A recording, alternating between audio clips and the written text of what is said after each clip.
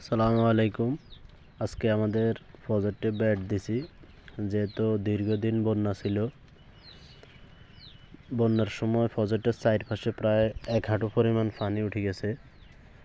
অবশ্য আমরা জাল দিছি, জাল দিলেও কি হবে, অনেক সময় জালের ফাঁকি দিয়ে মাছ বাইর হয়ে যায় বা কেননা জাল কাটি দেয়। তো দেখার জন্য ব্যাট দিছি মাছ আছে না সবগুলো বাইর হয়ে গেছে, যেহেতু অধিকাংশ প্রজেক্টের মাছগুলো বাইর হয়ে গেছে।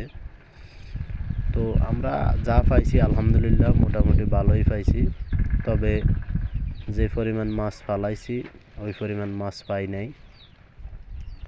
যেহেতু দীর্ঘদিন বন্যা ছিল, তার মধ্যে দিয়ে শীতকাল ছিল, মাছ যা পাইছি তেমন একটা, যেমন অনেক মাছ বড় হয়েছে কিন্তু ফাঙ্গাস রুই এই ধরনের মাছগুলো বড় হয় নাই, যেহেতু দীর্ঘদিন শীতকাল ছিল। শীতকালে এইসব মাছগুলো বলে না।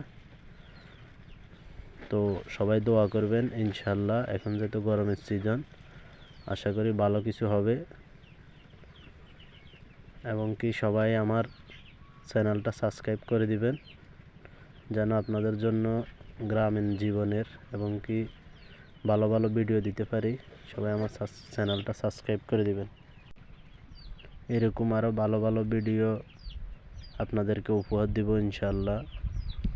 আপনারা অবশ্যই সবসময় পাশে থাকবেন। আল্লাহ হাফেজ।